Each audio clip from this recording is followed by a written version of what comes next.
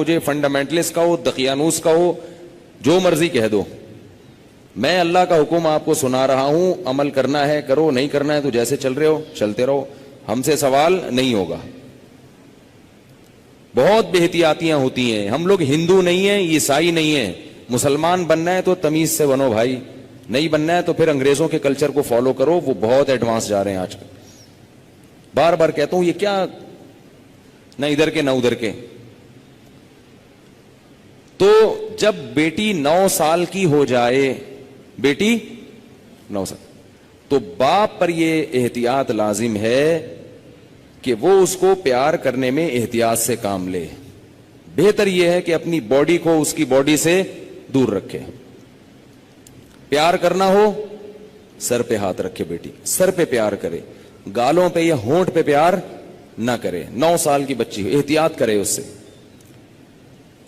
یہ احتیاط کی عمر ہے۔ اور جب بالغ ہو جائے پھر تو ہرگز اس کی اجازت نہیں ہے، کیونکہ مسئلہ یہ ہے کہ باپ اگر بیٹی کو اس طرح سے پیار کرے اور خدا نخواستہ باپ کے دل میں شہوت پیدا ہو گئی، اور اس کی کچھ تفصیل ہے، یہ خود سے فیصلہ نہ کریں، مفتی سے، کسی مفتی کے سامنے پوری صورتحال رکھیں، تو اگر یہ شہوت پیدا ہو جائے تو اس بیٹی کی ماں اس باپ پر ہمیشہ کے لیے حرام ہو جاتی ہے۔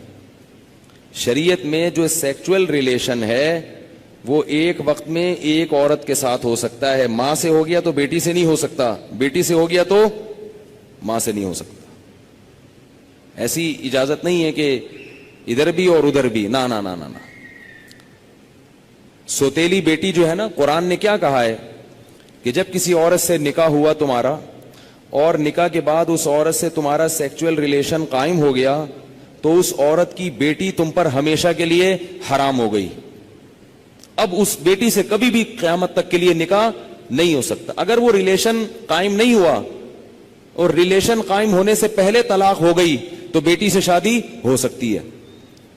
قرآن کی اس آیت سے فقہاء نے، امام ابو حنیفہ نے اور ان کے شاگردوں نے اور بہت سارے تابعین نے استدلال کیا ہے کہ اسلام میں ایک وقت میں جس عورت سے ریلیشن ہوا اس کی ماں سے، اس کی بیٹی سے ریلیشن نہیں ہو سکتا، نہ حلال، اور حرام تو ویسے ہی حرام ہے، حلال ریلیشن بھی نہیں اب ہو سکتا۔ کسی عورت سے جب ریلیشن ہو گیا تو بیٹی سے اب حلال شادی بھی نہیں ہو سکتی، قرآن نے منع کر دیا۔ کسی عورت سے اگر خدا نخواستہ زنا ہو گیا، اب اس عورت سے تو شادی ہو سکتی ہے، اس کی ماں سے یا اس کی بیٹی سے شادی نہیں ہو سکتی۔ خوب سمجھ لیں یہ مسئلہ اچھی طرح سے۔ اسی طرح یاد رکھو کہ اگر داماد نے خدا نخواستہ بہو کے سسر کے ساس کے ساتھ، داماد اور ساس میں کوئی ریلیشن ہوا سیکچول، کس میں؟ داماد میں اور ساس میں، تو یہ جو ساس کی بیٹی ہے یہ اس پر ہمیشہ کے لیے حرام ہو جائے گی۔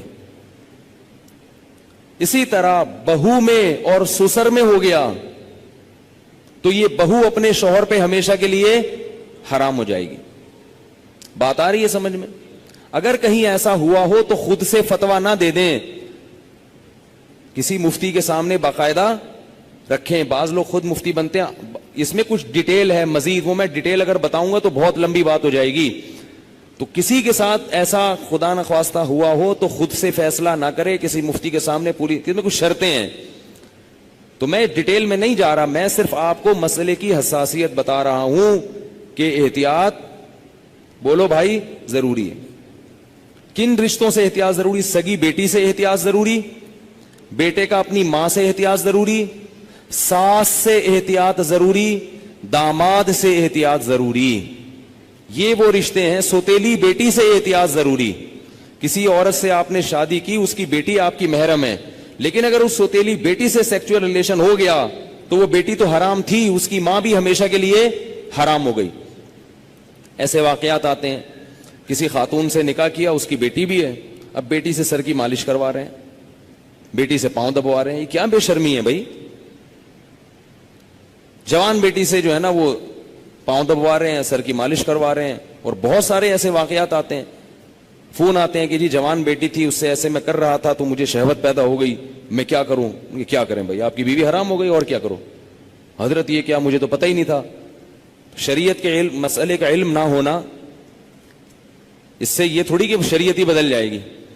آپ گئے پاکستان آئے, آپ کو نہیں پتا کہ لال بتی پہ گاڑی روکنی ہے اور ہری پہ چلانی ہے, آپ کو پتا نہیں تھا. لال بتی پہ آپ سگنل توڑ کے آگے چلے گئے, پولیس والے نے روکا تو آپ کہہ رہے مجھے تو پتہ ہی نہیں تھا کہ لال پہ رکتے ہیں.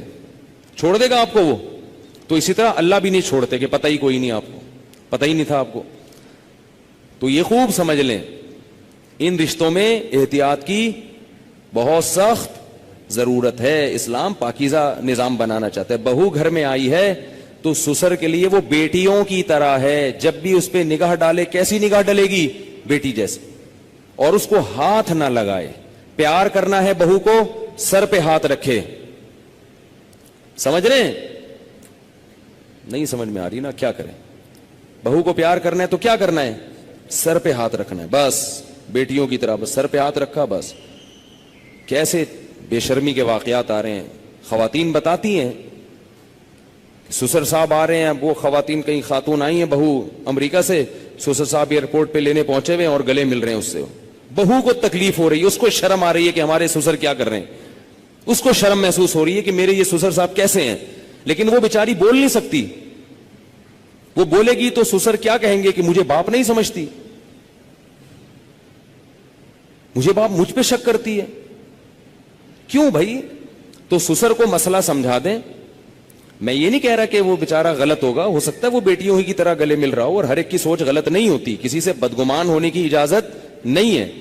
اصول ہیں بھائی. 100 آدمیوں میں سے ایک اگر غلط ہوگا تو اس ایک غلط کے شر سے بچانے کے لیے مزید 99 کو بھی منع کیا جائے گا. الحمدللہ ہمارے گھروں میں خیر غالب ہے.